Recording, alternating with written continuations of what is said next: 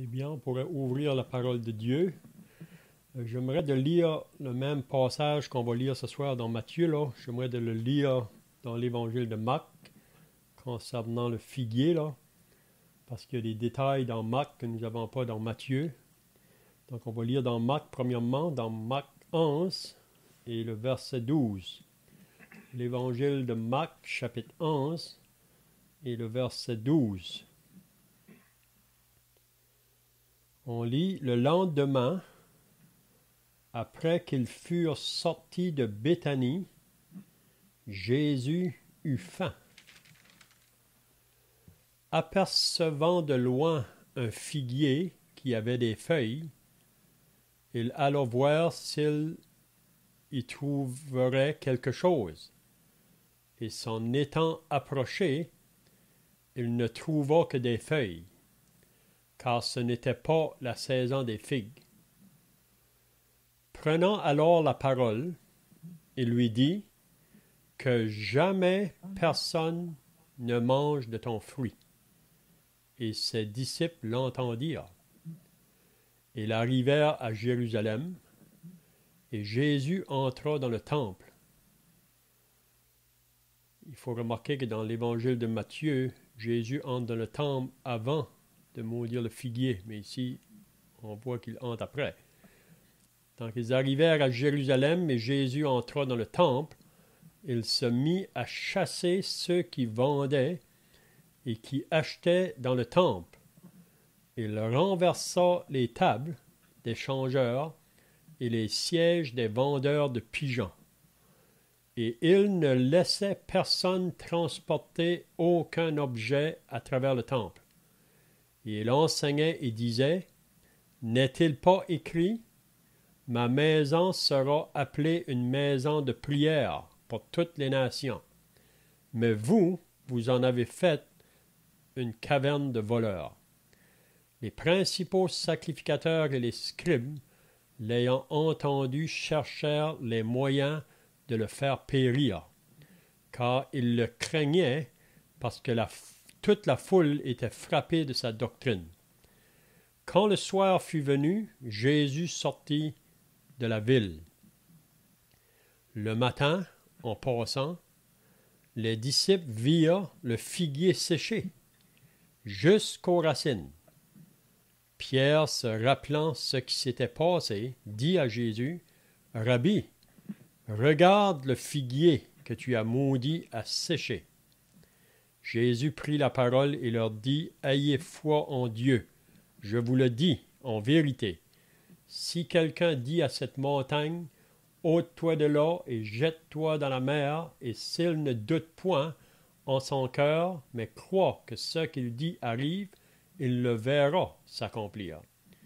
C'est pourquoi je vous dis, tout ce que vous demanderez en priant, croyez que vous l'avez reçu, et vous le verrez s'accomplir. Ok, on va retourner maintenant dans Matthieu 21. Puis on va lire la suite, là, au verset 23. Matthieu 21, 23. Jésus se rendit dans le temple, et pendant qu'il enseignait, les principaux sacrificateurs et les anciens du peuple vinrent lui dire: par quelle autorité fais-tu ces choses? Et qui t'a donné cette autorité? Jésus leur répondit: je vous adresserai aussi une question, et si vous m'y répondez, je vous dirai par quelle autorité je fais ces choses.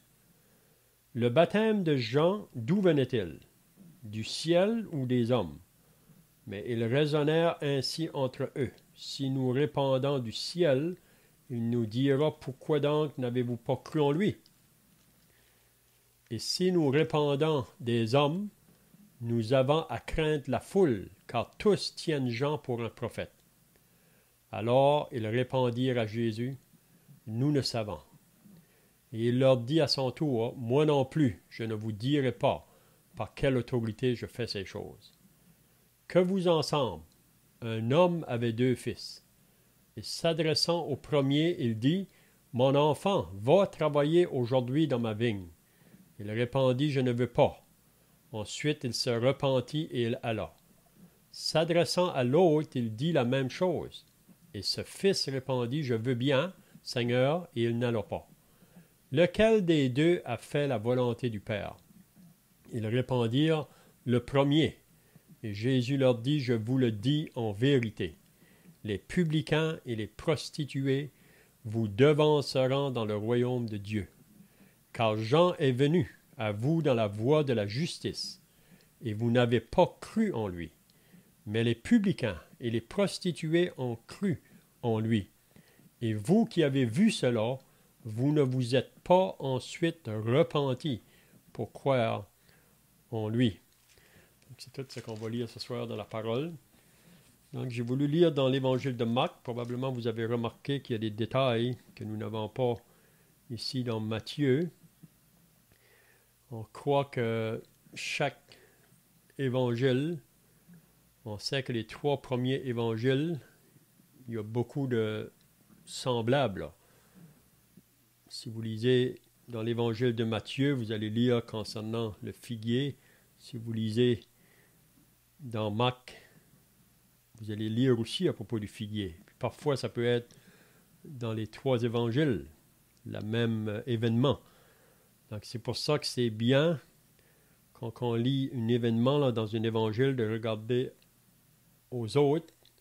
Puis ça donne des fois des détails différents pour nous faire comprendre meilleur.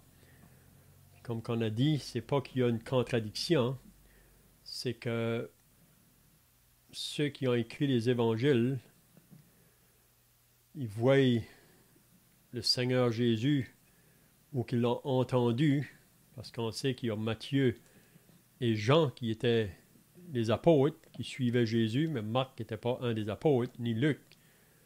Même Luc a vraiment écrit, lui, là, des choses qu'il a recherché vraiment, là, à connaître, d'après des personnes, pour écrire son évangile.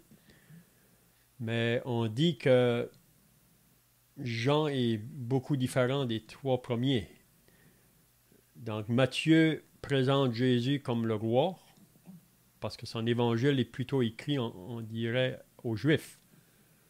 Marc le représente comme le serviteur parfait.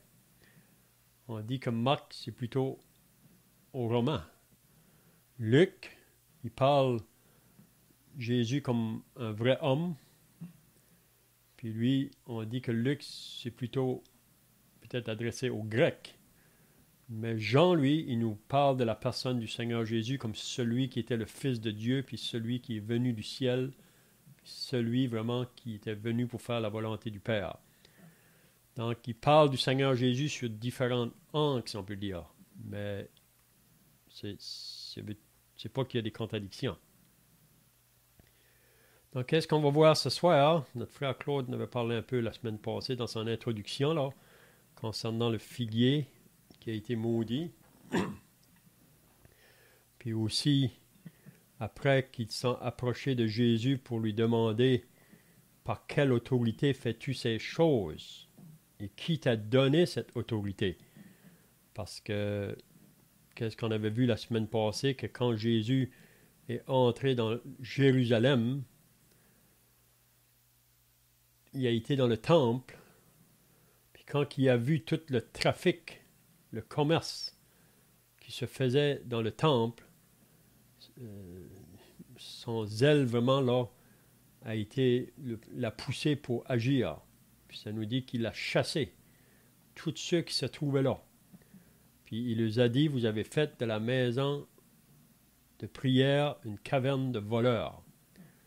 Donc ces chefs religieux-là qui conduisaient la nation, c'était un peuple très religieux extérieurement, mais ils n'ont jamais eu le cœur régénéré.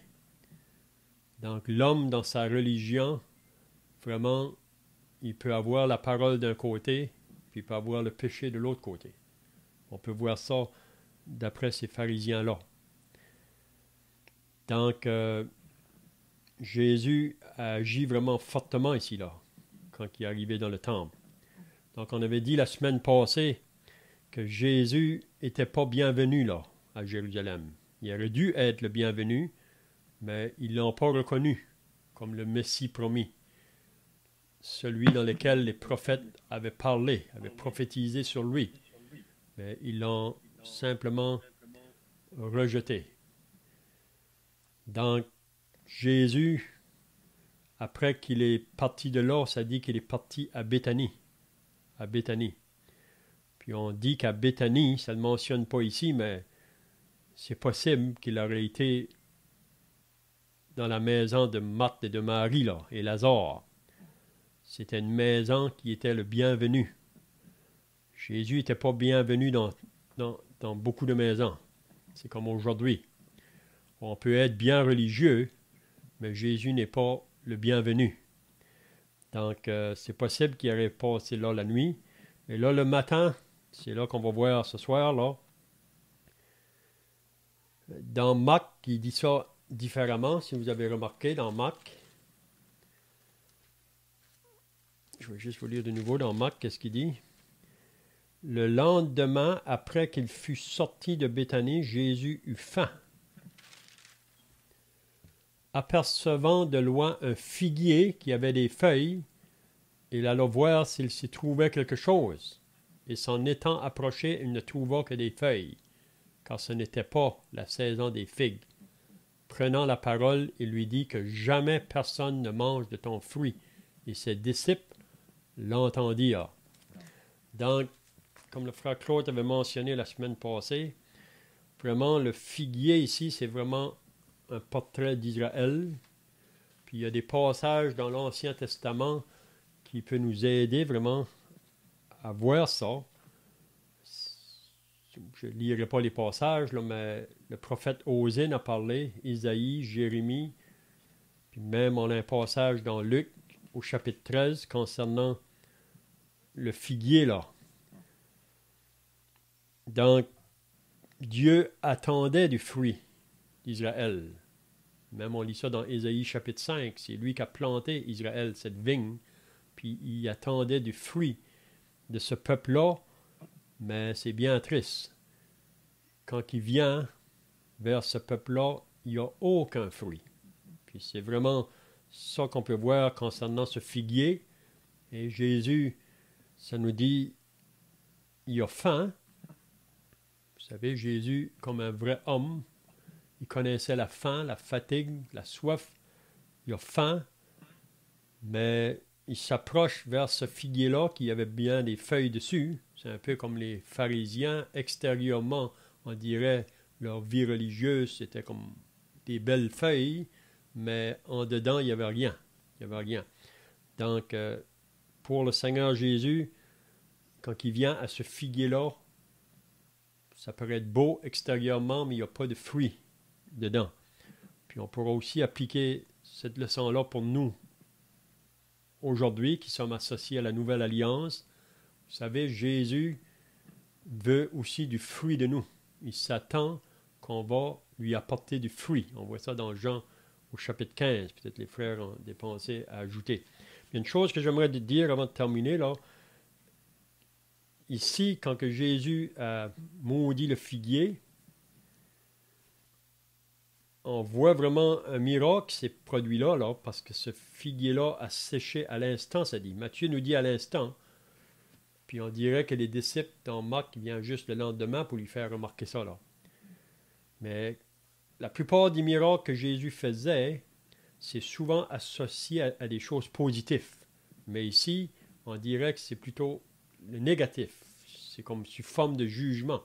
Puis vous allez remarquer dans Matthieu 21, là, qu'on est en train de lire jusqu'au chapitre 24, à partir d'ici, là, on voit que Jésus annonce plusieurs malheurs sur la maison d'Israël. Et ce peuple qui était censé de le recevoir, mais là, il est rendu à la fin de son ministère. Ici, on est dans la dernière semaine, là.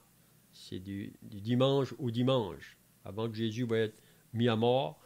Puis, il va annoncer plusieurs malheurs sur cette nation-là parce qu'ils refusent de recevoir leur Messie. Donc, si vous lirez la parabole dans Luc 13 concernant le figuier, là, qu'on vient pour chercher des fruits, puis on ne trouve pas, puis le maître dit de le couper, mais là, le serviteur dit, laissons-le encore. Donc, vous savez que ça fait 3 ans que Jésus marche là, pendant son ministère public, puis qu'il est autour de ces pharisiens-là, mais là, à la fin, il va vraiment amener des malheurs sur les autres. Donc, c'est tout ce que je veux dire. Donc, si les frères ont des pensées là, concernant ce figuier-là, vous savez de le mentionner.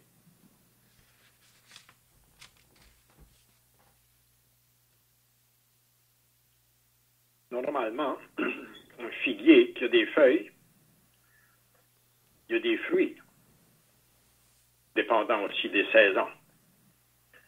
Mais le fait que le Seigneur Jésus a dit que ce figuier allait sécher, et qu'il est séché, c'était vraiment un miracle. Et on pense à tous ces pharisiens et ces grands docteurs, les grands prêtres, qui voyaient, puis qui entendaient parler de ce que le Seigneur Jésus faisait, tous ces miracles. Et leur cœur était tellement endurci par l'orgueil qu'ils refusaient vraiment de croire et de voir en lui le Fils de Dieu, le Messie, qui devait venir.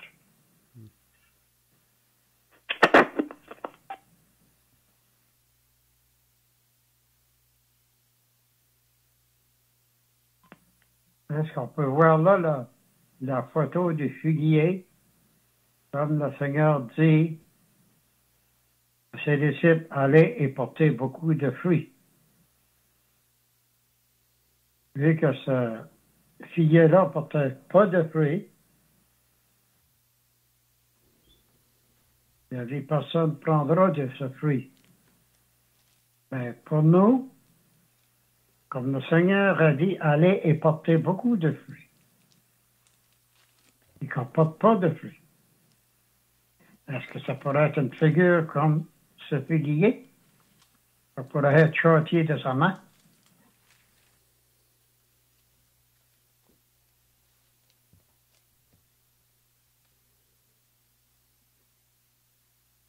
Oui, si on lit concernant Israël dans l'Ancien Testament, hein, Ésaïe chapitre 5, c'est comme j'ai dit tout à l'heure, là, c'est vraiment Dieu qui a planté Israël, qui a fait cette vigne, puis il attendait du fruit. C'est ça qu'on lit dans Ésaïe 5, je vais juste vous le lire, là. Ça dit, la vigne de l'Éternel, désormais, c'est la maison d'Israël, et les hommes de Juda, c'est le plan qu'il chérissait. Il avait espéré de la droiture, et voici du sang versé. De la justice, et voici des cris de détresse. Puis si vous lisez Ésaïe chapitre 5, si vous continuez à lire, là, vous allez lire des malheurs que Ésaïe prononce sur la condition de la nation, vraiment. Donc, c'est toujours le désir de Dieu quand il choisit une personne.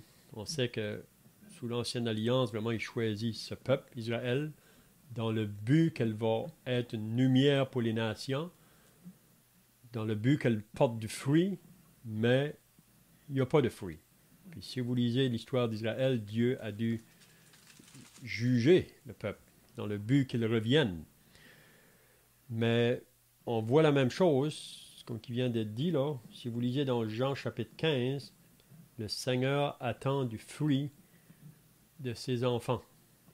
Il dit qu'il veut qu'on porte du fruit, plus de fruits, ou beaucoup de fruits, plus de fruits. Ça veut dire qu'on n'est jamais rendu à un point là où on ne porte plus de fruits. Puis si vous lisez Jean attentivement, il y a une possibilité que si un chrétien arrive à un moment, un point dans sa vie où il ne porte pas de fruits, s'il est réel, Dieu pourrait venir le chercher ou le prendre. On peut voir ça. Mais c'est toujours le désir de Dieu, hein, qu'on porte du fruit pour lui. Comment les frères ont d'autres choses à ajouter là?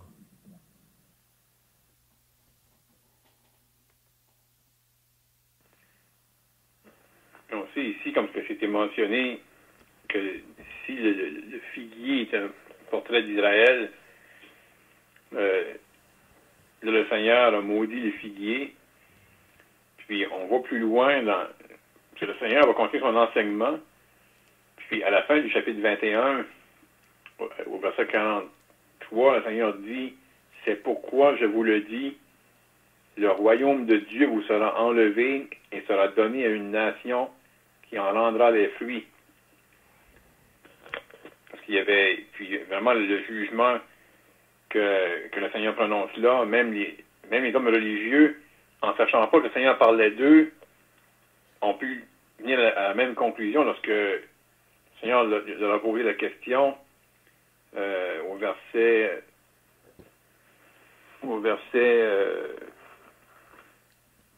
38. Il dit, mais quand les vignerons virent le fils, ils dirent entre eux, voici l'héritier, venez, tuons-le et emparons-nous de son héritage. Et ensuite le Seigneur dit, maintenant lorsque le maître de la vigne viendra, que fera-t-il à ses vignerons? Ils lui répondirent, il fera périr misérablement ces misérables. Donc il y avait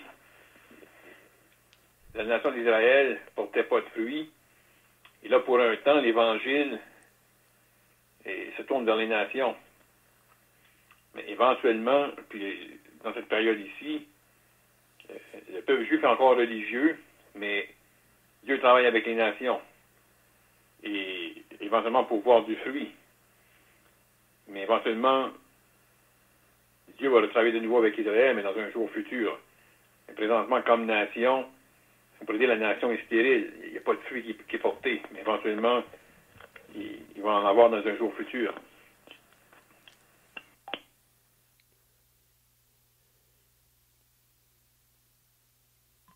On peut voir aussi l'humanité du Seigneur. Et il y a eu faim. On voit dans un autre endroit où le Seigneur a eu faim, c'est quand il a été tenté par le diable, il a été emmené dans le désert 40 jours, 40 nuits.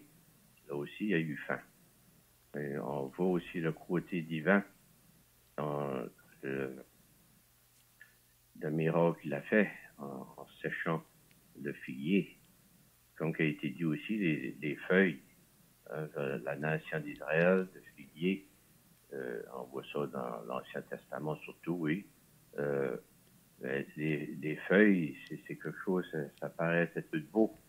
Comme aujourd'hui, les religions, ça paraît beau, mais il n'y a pas de fruits. Le Seigneur a dit, vous reconnaîtrez l'arbre, oui. Mais ici, le Seigneur aurait voulu voir du fruit venir d'Israël, mais il n'y en avait pas. Comme il a été dit, c'est tourné vers les nations. Mais comment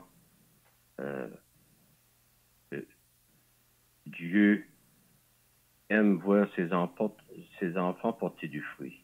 Puis par après, c'est ça qu'il mentionne à propos de la prière, puis de la foi, puis de ne pas douter, mais de demander.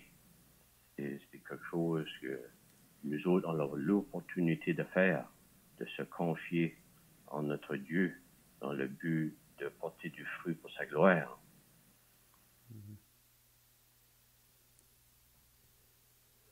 Et puis en ce qui concerne de porter du fruit, donc Dieu s'attendait ça de la nation d'Israël, parce que eux n'ont pas porté. Donc là, il y a eu un certain châtiment sur la nation. Elle est mise de côté pour un temps. On sait que Dieu va reprendre de nouveau. Mais là, il va vers les nations. Mais il faut faire attention. Nous qui sommes associés aux croyants de parmi les nations, là, il faut faire attention de penser que il n'y a pas de problème pour nous. Si vous lisez dans Romains au chapitre 11, je vais juste le lire pour vous ici, là. Il dit, Romains 11, « Mais si quelques-unes des branches ont été retranchées, et si toi qui étais un olivier sauvage, tu as été hanté à leur place, et rendu participant de la racine et de la graisse de l'olivier, ne te glorifie pas aux dépens de ces branches. Si tu te glorifies, sache que ce n'est pas toi qui portes la racine, mais que c'est la racine qui te porte. Tu diras donc, les branches ont été retranchées, afin que moi je fusse hanté. C'est ça qu'on pourrait dire, nous les nations. Cela est vrai, elles ont été retranchées pour cause d'incrédulité. C'est la raison pourquoi. Et toi, tu subsistes par la foi. Ne t'abandonne pas à l'orgueil, mais crains. Donc, c'est ici l'avertissement, car si Dieu n'a pas épargné les branches naturelles, donc on sait que les branches naturelles, c'est vraiment Israël, il ne t'épargnera pas non plus. Considère donc la bonté et la sévérité de Dieu, sévérité envers ceux qui sont tombés, et bonté de Dieu envers toi, si tu demeures ferme dans cette bonté. Autrement, tu seras aussi retranché. Donc, si vous allez continuer à lire, là, c'est vraiment intéressant. C'est juste pour nous amener un avertissement à nous qui sommes associés aux nations, si on peut dire, de ne pas penser que Dieu demande moins de nous. Oui? Il veut toujours du fruit de nous. Oui?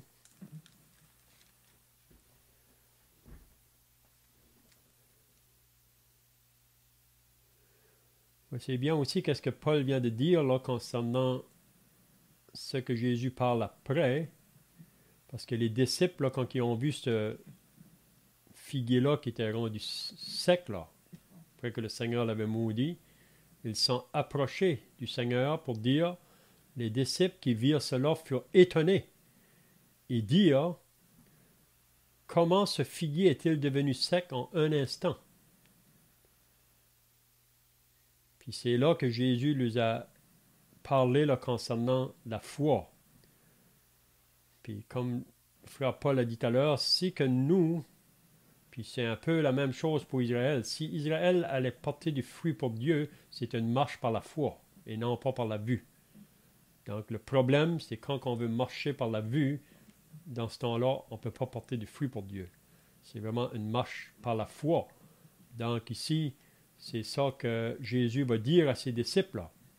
Donc, quand ils sont approchés de lui pour dire comment ce figuier est-il devenu sec en un instant, Jésus leur répondit, « Je vous le dis en vérité, si vous aviez de la foi et que vous ne doutiez point, non seulement vous feriez ce qui a été fait à ce figuier, mais quand vous diriez à cette montagne, ôte-toi de là et jette-toi dans la mer, cela se ferait. » Puis il dit ensuite, « Tout ce que vous demanderez avec foi par la prière, vous le recevrez. » Donc, qu'est-ce que Jésus veut nous dire?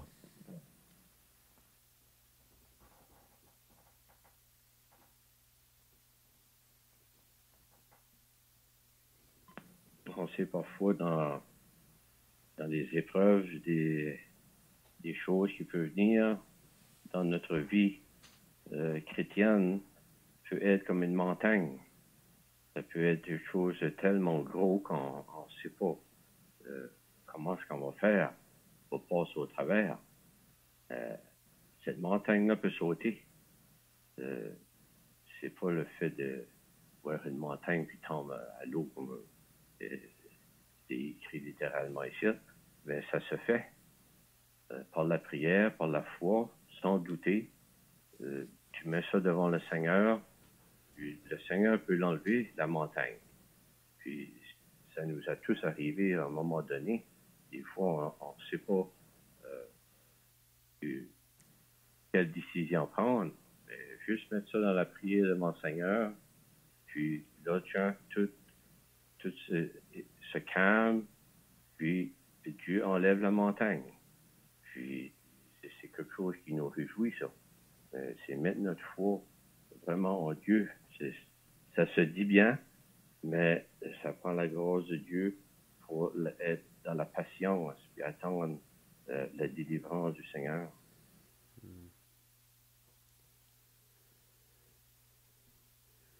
Puis aussi, chaque chose qu'on demande au Seigneur dans notre marche de chaque jour, là, c'est toujours pour le Seigneur, ça devrait être toujours dans le but de porter du fruit pour lui.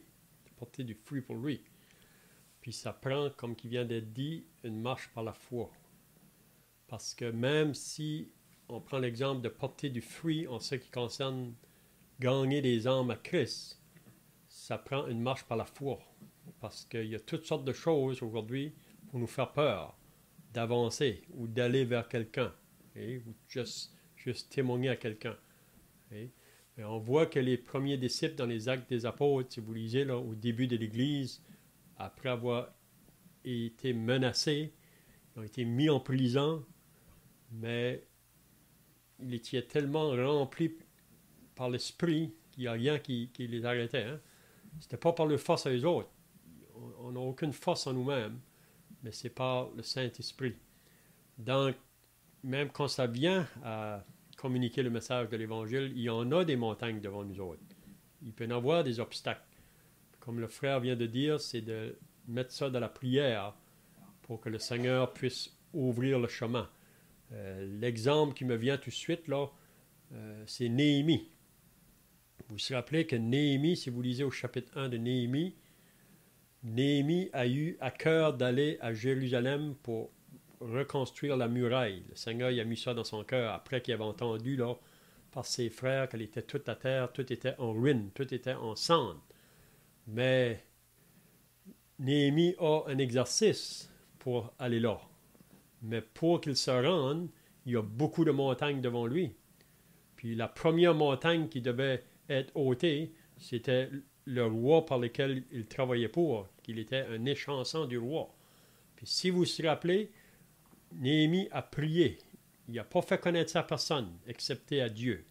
Il a fait connaître à Dieu son désir. Puis c'est pour ça qu'il faut être patient aussi. Hein? Si on demande des choses, parfois ça ne va pas arriver à l'instant. Ça peut arriver, mais ce n'est pas toujours le cas. Des fois, il faut attendre un peu. Puis pour Néhémie, sa prière a été répandue 4 mois plus tard, quand que le roi lui a donné le OK d'aller à Jérusalem. Puis si vous lisez toute l'histoire de Néhémie, à mesure qu'il avance, il y a des barrières, il y a des montagnes, mais il fait des prières, des courtes prières. Puis le Seigneur ouvre la porte devant lui.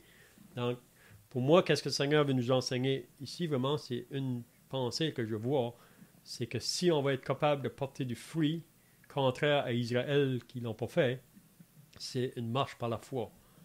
Puis de ne pas douter quand on a un exercice, de mettre ça dans la prière, puis Dieu peut ouvrir les portes. Hein? Pensez que dans la bonne semence, on a eu... J'ai dit ça, pas de jours passés, là. C'était un homme qui avait été... qui était une place, puis il y avait beaucoup de persécutions. Il était obligé de fuir dans les montagnes ou dans le bois. Celui-là, il faisait prête. Il a prié Dieu, il a demandé à Dieu il a dit à Dieu qu'il faisait prête, qu'il faisait beaucoup prête. Il dit qu'il n'y avait pas rien pour le réchauffer, qu'il allait mourir. Quand c'est arrivé le soir, il a semblé endormi, supposé qu'il y avait des coyotes ou des loups, là. Le matin, quand il s'est réveillé, il était encore brun un peu, la prénance. Il y avait de quoi qu'un animal qui était couché par-dessus lui. Pour lui, il dit que ça faisait penser à un coyote ou un loup. Il a pu voir vraiment quoi c'était, parce que c'était comme brun, il faisait noir, un petit peu. Il faut voir que Dieu a répondu par la foi, parce que Dieu a été, puis il a envoyé quelqu'un, il a envoyé un animal pour le réchauffer. C'est le même qui a survécu. Il a dit ça, il a en lui-même, il a dit que Dieu est puissant. Ça veut dire que avec Dieu, si quand on a la foi, on peut faire n'importe quoi. Cet homme-là a pu vivre à cause de ça, à cause de l'animal. L'animal, c'était beaucoup de fourrure, c'était beaucoup de choses. Et quand il s'est réveillé, il n'a aperçu qu'il y avait de quoi sur lui. C'est ça, un animal. Voir comment que Dieu prend soin, il prend soin des enfants.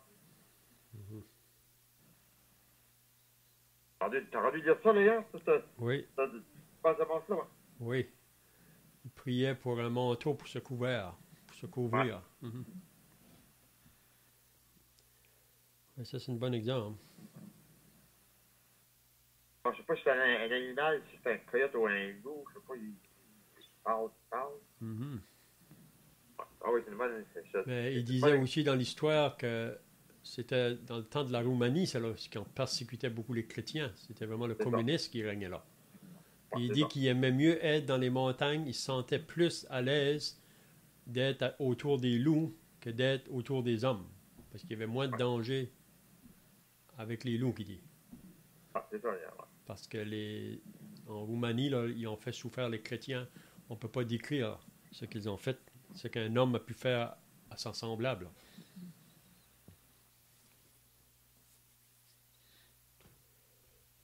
Donc, je ne sais pas si d'autres frères ont d'autres pensées, là. On ne pourrait pas terminer cette section ici, peut-être.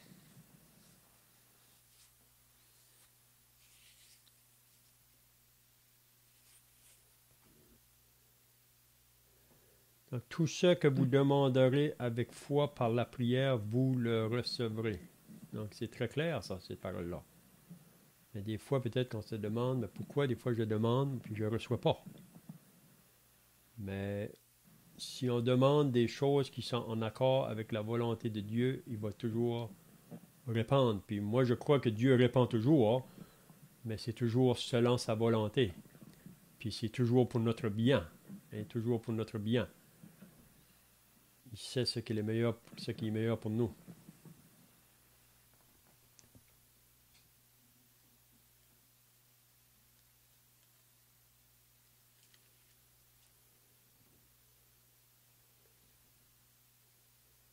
C'est bien, je vois que le temps est passé, donc si un frère veut terminer par la prière. Notre Père Céleste, nous voulons maintenant terminer la prière. Ce temps que nous avons encore pu passer dans ta présence. Nous te remercions, Dieu, pour ce privilège de pouvoir se réunir de la sorte, même si c'est pas facile, même si quand on est éloignés les uns des autres, on croit que c'est la volonté de Dieu. Nous te remercions pour toutes les requêtes qui sont montées vers ton trône et on prie, Seigneur, que tu vas répondre, que tu vas avoir une oreille attentive à tes enfants. On prie pour nos parents, nos enfants.